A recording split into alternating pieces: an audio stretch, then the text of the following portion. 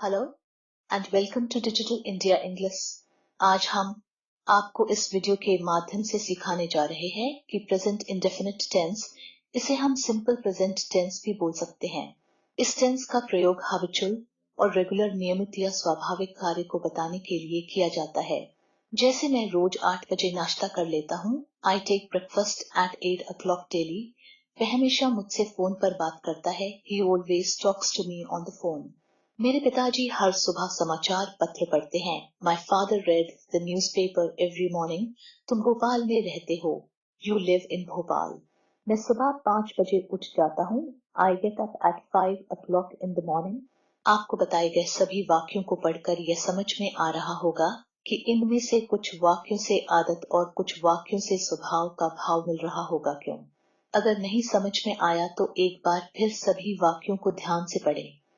सभी वाक्यों को पढ़कर आदत और स्वभाव का भाव मिल रहा है। साथ ही सभी वाक्यों में एक कॉमन अर्थ दिख रहा है। क्रिया के अंत में ता है, ती है, ते है और ताहू का आगे जरूरी नहीं है कि हर वाक्य में इस तरह का अर्थ मिले। इस तरह का भी वाक्य आ सकता है, जैसे मुझे ये किताब पसंद है। I like this book. यदि आप इस प्रेजेंट इंडेफिनिट टेंस को अच्छे से सीखना चाहते हैं तो नीचे बताए जा रहे रूल, स्ट्रक्चर्स और प्रेजेंट इंडेफिनिट टेंस एग्जाम्पल्स को ध्यान से पढ़ें और समझें। हम आपको 100 यकीन दिलाते हैं कि इस पोस्ट को अच्छे से पूरा पढ़ लेने के बाद आप बहुत ही आसानी से प्रेजेंट इंडेफिनिट टेंस के वाक्यों को अंग्रेजी में बोल और लिख सकेंगे। तो चलिए सीखना शुरू करते हैं प्रेजेंट इंडेफिनिट टेंसेस। इस टेंस के सकारात्मक हिंदी वाक्य को अंग्रेजी में बनाने के लिए इस स्ट्रक्चर का प्रयोग करें। Subject plus verb plus S plus object plus other word. वह इस गांव में रहता है। He lives in this village। मैं ये काम रोज करता हूँ। I do this work daily। तुम दिन भर फोन पर बात करते हो। You talk on the phone all day। वे रोज यहाँ आते हैं। They come here daily। वे बार बार मुझसे बात करती है। She talks to me again and again। अब हम the rules of present indefinite tense को विद एग्जाम्पल समझते हैं। Habitually, daily, occasionally, rarely, every day, every night, every morning, every evening, every week, once a day, once a month, twice a day। Twice a week आदि शब्दों का प्रयोग habitual और regular और repeated action को बताने के लिए किया जाता है। अगर वाक्य में इस तरह के एडवर्ब मतलब टाइम एक्सप्रेसिंग वर्ड का प्रयोग किया जा रहा हो तो वह वाक्य सिंपल प्रेजेंट टेंस मतलब प्रेजेंट इंडेफिनिट टेंस का होता है। नीचे दिए गए वाक्यों को पढ़ें और समझें। He always talks to me on the phone। They generally study with friends at home। I sometimes go to meet him। You often do this work for me। She seldom beats his children। अब हम जानेंगे कि present indefinite tense में क्रिया के साथ S का प्रयोग कब, कहाँ और कैसे करते हैं। याद रखिएगा, जब वाक्य पॉजिटिव सकारात्मक हो तो आप वाक्य में ये देखिए कि वाक्य का सब्जेक्ट कर्ता सिंगुलर एक वचन है या प्लूरल बहुवचन। यदि सिंगुलर है तो वर्ब क्रिया के अंत में एस का प्रयोग किया जाएगा। एस का प्रयोग उस क्रिया के अंत में किया जाता है जिसके अंत में S H C H O X में से कोई एक हो। बाकी के साथ एस का प्रयोग करते हैं। यदि वाक्य का कर्ता प्लूरल बहुवचन हो, वाक्य नेगेटिव या हो तो क्रिया में एस का प्रयोग नहीं किया जाता है। प्रेजेंट इंडेफिनिट टेंस आशा है आप नियम को याद रखेंगे। रूल इस टेंस का प्रयोग सदा सत्य रहने वाली बात, सिद्धांत और स्थायी कार्य व्यापार बताने के लिए भी करते हैं। नीचे दिए गए उदाहरण को पढ़ें और ध्यान से समझें।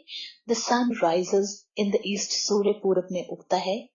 3 and 3 make 6। 3 और 3 6 होते हैं। Man is mortal. आदमी नश्वर होते हैं। The Ganga springs from the Himalaya. Ganga Himalaya से निकलती है। Next rule present indefinite tense in Hindi का प्रयोग अधिकार बताने वाले वाक्यों को बनाने में भी करते हैं। जैसे this car belongs to me. है कार मेरी है। I have some money। मेरे पास कुछ पैसा है। He owns a big home। वह एक बड़े घर का मालिक है। इस टेंस का प्रयोग मानसिक क्रियाकलाप, इमोशंस और फीलिंग को बताने के लिए भी किया जाता है। जैसे कुछ वाक्य नीचे दिए जा रहे हैं, ध्यान से समझें। I believe in God। मैं भगवान में विश्वास करता हूँ। She understand my problem। वह मेरी समस्या को समझती है। I think you are always wrong, लगता है कि तुम हमेशा गलत हो। I consider that he is a good player, मैं समझता हूँ कि वे एक अच्छा खिलाड़ी है। Learn some more rules of simple present tense with examples. आप याद रखें कि सिंपल प्रेजेंट टेंस मतलब प्रेजेंट इंडेफिनिट टेंस का प्रयोग उस वाक्य को बनाने में भी करते हैं जिसमें आने वाले समय में होने वाले सुनियोजित कार्यक्रम फिक्स्ड प्रोग्राम और सुनियोजित योजना फिक्स्ड प्लान जैसा भाव मिल रहा हो। देखने में वाक्य का भाव फ्यूचर टाइम में होगा लेकिन बनेगा प्रेजेंट इंडेफिनिट टेंस में। नीचे कुछ उदाहरण दिए जा रहे हैं। स्कूल पुनः जुलाई में खुलेगा। The school reopens in July. वह अगले महीने मुंबई जाएगा। He goes to Mumbai next month. वह अगले शुक्रवार को वाराणसी के लिए प्रस्थान करेगी। She leaves for Varanasi next Friday.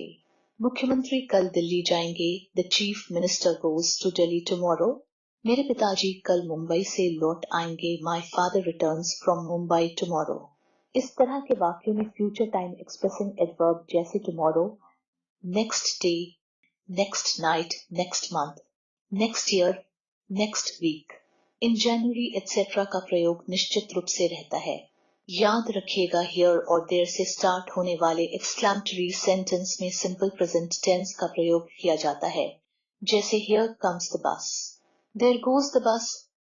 यदि वाक्य से आंखों देखा हाल का प्रसारण जैसे मैच, कार्यक्रम, नाटक, फिल्म, सीरियल आदि रेडियो या टेलीविजन के द्वारा सिंपल प्रेजेंट टेंस मतलब प्रेजेंट इंडेफिनिट टेंस का प्रयोग किया जाता है, जैसे Rahul Dravid runs after the second ball. In this movie, I play the role of father. Negative structures and examples of simple present tense। आपने अब तक यह सीखा कि present indefinite tense का सकारात्मक पॉजिटिव वाक्य को अंग्रेजी में कैसे लिखते और बोलते हैं।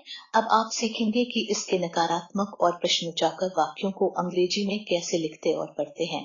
चलिए सीखना शुरू करते हैं। जब वाक्य नकारात्मक हो तो हमें वाक्य में ये देखना है कि वाक्य का कर्ता एक वचन है या बहुवचन। यदि एक वचन है तो इसके साथ डज नॉट का प्रयोग करते हैं।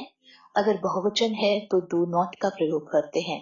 नीचे स्ट्रक्चर दिया जा रहा है, ध्यान से समझें। Subject plus does, two plus not plus verb, first form plus object plus other word. सबसे पहले आप कर्ता का प्रयोग करेंगे, उसके बाद कर्ता के अनुसार डज या डू का प्रयोग, फिर नॉट, उसके बाद क्रिया का पहला रूप और फिर बचे हुए शब्द को लिख देते हैं। जैसा कि नीचे दिए गए उदाहरण से स्पष्ट है, वह आजकल कॉलेज नहीं जाता है। ही does not go to college. मैं ये मूवी नहीं देखता हूँ। I do not watch this movie. तुम सुबह 5 बजे नहीं उठते हो। You do not get up at 5 o'clock in the morning। उन्हें यह पसंद नहीं है। They do not like this. उसे क्रिकेट खेलने नहीं आता है। ही does not know how to play cricket. मैं घर पर नहीं पढ़ता हूँ। I do not study at home. मुझे ये काम करना अच्छा नहीं लगता है। I do not like to do this work. Viresh अकेले है नहीं आता है। Ramesh does not come here alone. मेरे पिताजी को सुबह में टहलना पसंद नहीं है। My father does not like to walk in the morning. उसे इस शहर में रहना अच्छा नहीं लगता है। He does not like to live in this city। Interrogative sentences with examples। अब हम present indefinite tense के प्रश्नवाचक वाक्य को अंग्रेजी में बनाना सीखेंगे। सबसे पहले हम yes no type questions, हाँ या ना में जवाब देने वाले प्रश्न को अंग्रेजी में बनाना सीखेंगे। तो चलिए नीचे बताए गए स्ट्रक्चर के माध्यम से yes no type क्वेश्चन को बनाना समझते हैं। Do does plus subject plus not plus verb का पहला रूप plus object plus other word plus. दिए गए इस स्ट्रक्चर को ध्यान से समझें और इसकी मदद से हिंदी वाक्य को अंग्रेजी में बनाएं। क्या वह इस गांव में रहता है? Does he live in this village. तुम हाँ जाते हो। क्या डू यू गो देयर। वे इस कॉलेज में पढ़ते हैं। क्या do they study in this college. क्या वे तुम्हें पढ़ाती है? Does he teach you. क्या तुम यही पास में रहते हो? Do you live over here. क्या तुम्हारे पिताजी ऑफिस नहीं जाते हैं? Does your father not go to office. वह इस कंपनी में नौकरी करता है। क्या does he do a job in this company. तुम्हारे पिताजी तुमसे प्यार करते हैं। क्या does your father love you. हम आशा करता है कि आपको प्रेजेंट इंडेफिनिट टेंस के यस नो टाइप क्वेश्चंस को अंग्रेजी में कैसे बनाते हैं इस बात पर ध्यान दें, जब एकवचन करता हो तो does का प्रयोग करें और जब बहुवचन करता हो तो do का प्रयोग करें। WH word type questions with examples। चलिए अब हम सीखते हैं कि प्रेजेंट इंडेफिनिट टेंस के WH word प्रश्नवाचक शब्द वाले वाक्यों को अंग्रेजी में किस तरह से बनाते हैं। नीचे बताए गए स्ट्रक्चर को ध्यान से समझें। WH word plus to does plus subject plus verb का पहला रूप plus object plus other word plus प्रश्नवाचक शब्द what, where, why, who, whom, whose etc. का प्रयोग सबसे पहले करते हैं। उसके बाद डू डस, फिर कर्ता, उसके बाद क्रिया का पहला रूप, ठीक उसके बाद ऑब्जेक्ट और फिर बचे हुए शब्द का प्रयोग करते हैं। तुम आजकल कहाँ रहते हो? Where do you live? वह यहाँ कौन सा जॉब करता है? Which job does he do here? Way phone पर किससे बात करते हैं? To whom do they talk on the phone? वे किस कंपनी में जॉब करते हैं? In which company do they do a job? मेरा भाई इस कॉलेज में क्यों पढ़ता है? Why does my brother study in this college? ये लड़का रोज यहाँ क्यों आता है? Why does this boy come here?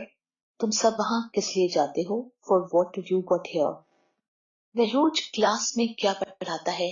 What does he teach in the class? हम आशा करते हैं कि आपको प्रेजेंट इंडेफिनिट टेंस अच्छे से समझ में आ गया होगा। यदि आ गया तो आप इस टेंस का प्रयोग अंग्रेजी बोलने और लिखने में करें। यदि टेंस को अच्छे से समझ जाते हैं तो आपके लिए हिंदी वाक्यों को अंग्रेजी में बनाना आसान हो जाएगा।